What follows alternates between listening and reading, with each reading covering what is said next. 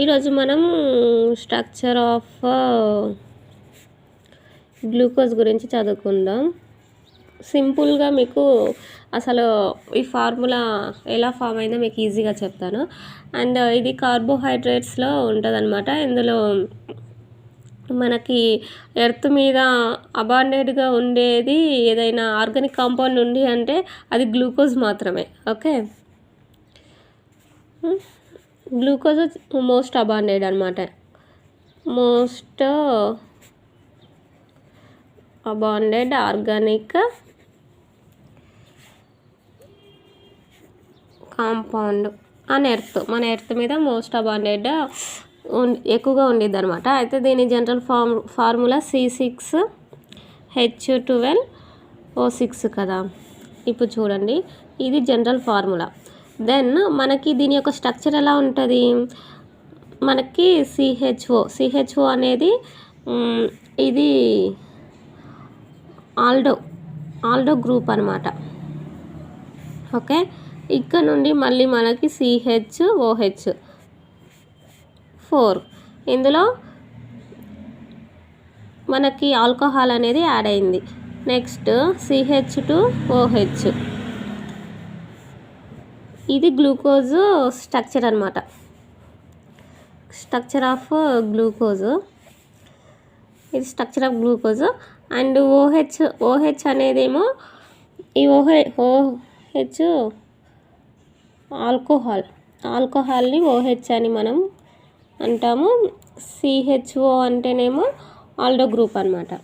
Then చూడండి, మనకి formula ఎలా వచ్చిందంటే, ఇప్పుడు C6H12O6 మనకు ఎలా వచ్చిందంటే, ఇక్కడ చూడండి, ఇక్కడ CHOలో మనకి ఎన్ని కార్బన్స్ ఉన్నాయి, ఇది ఒక కార్బన్.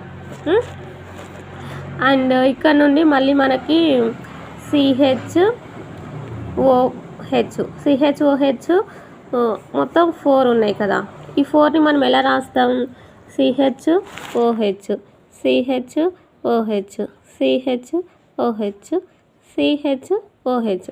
ఇవి 4 ఉన్నాయని చెప్పారు. మనము వీటిని ఇలా రాస్తాం, అంతేనా. అంటే ఇవి ప్లస్, ఇవి 4. ఓకే, నెక్స్ట్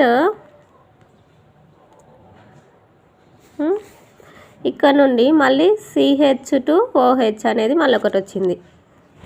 అంటే ఇక్కడ ఒక కార్బన్ ఉన్నట్టు, +1, ఇక్కడ +1. మొత్తం మనకి ఎన్ని కార్బన్స్ ఉన్నాయి మొత్తంలో, ఇక్కడ ఒకటి +1, ఇది ఇక్కడ ఒకటి +1, ఇక్కడ 4 ఉన్నాయి, ఇవి +4, మొత్తం ఎన్ని 6. ఓకే, ఇవేంటి carbons. Okay, done. Next H12 అని ఇచ్చారు కదా. ఇప్పుడు చూడండి, CHOలో ఒక H +1, ఇప్పుడు CHOH ఇది మొత్తం 4 అని చెప్పారు కదా. దెన్ మనకి CHOH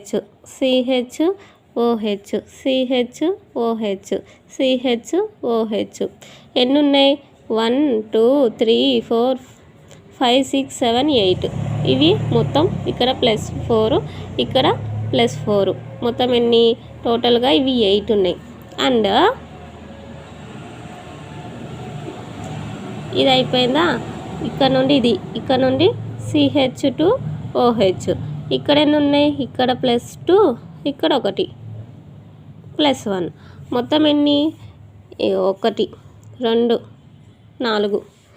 అంటే ఇక్కడ మనకి ఎన్ని హెచ్లు ఎన్ని ఉన్నాయి, 1 + 2 + 1 + 8, మొత్తం ఎన్ని 1 3 4 + 8 అంటే 12.